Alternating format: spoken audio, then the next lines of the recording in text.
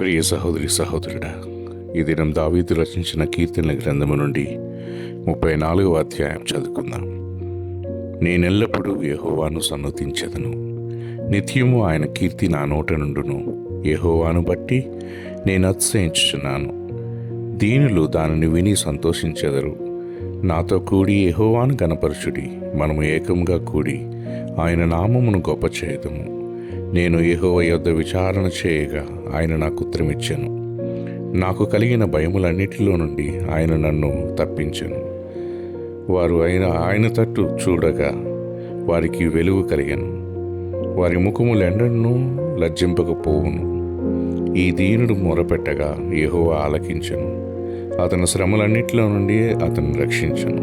యెహోవా యందు భయభక్తులు గల వారి చుట్టూ ఆయన దూత కావలియుండి వారిని రక్షించును. యెహోవా ఉత్తముడని రుచి చూచి తెలుసుకొనుడి. ఆయనను ఆశ్రయించిన నరుడు ధన్యుడు. యెహోవా భక్తులారా, ఆయన యందు భయభక్తులు ఉంచుడి. ఆయన యందు భయభక్తులు ఉంచువానికి ఏమీ కొదువలేదు. సింహపు పిల్లలు లేమి గలవై ఆకలి కొనను.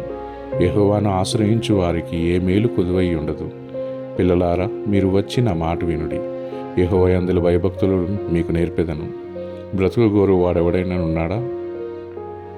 మేలు నందుచు అనేక దినములు బ్రతుకుగోరు వాడెవడైనా ఉన్నాడా? చెడ్డ మాటలు పలకకుండా నీ నాలుకను, కపటమైన మాటలు పలకకుండా నీ పెదవులను కాచుకొనము. కీడు చేయటం మాని మేలు చేయము. సమాధానము వెతికి దాన్ని వెంటాడము. యెహోవా దృష్టి నీతిమంతుల మీదనున్నది. ఆయన చెవులు వారి మొరలకు ఒగ్గి ఉన్నవి. దుష్క్రియలు చేయు వారి జ్ఞాపకమును భూమి మీద నుండి కొట్టివేయుటకై యెహోవా సన్నిధి వారికి విరోధముగానున్నది. నీతిమంతులు మొరపెట్టగా యెహోవా ఆలకించును. వారి శ్రమలన్నిటిలో నుండి వారిని విడిపించును. విరిగిన హృదయము గల వారికి యెహోవా ఆసన్నుడు. నలిగిన మనసు గల వారిని ఆయన రక్షించును. నీతిమంతునికి కలుగు ఆపదలు అనేకములు. వాటి అన్నిటిలో నుండి యెహోవా వాటిని విడిపించును.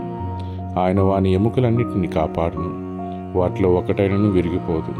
చెడుతనము భక్తిహీనులను సంహరించును. నీతిమంతుని ద్వేషించు వారు అపరాధులుగా ఎంచబడుదురు. యెహోవా తన సేవకుల ప్రాణమును విమోచించును. ఆయన శరణుజొచ్చిన వాళ్ళు ఎవరునూ అపరాధులుగా ఎంచబడరు.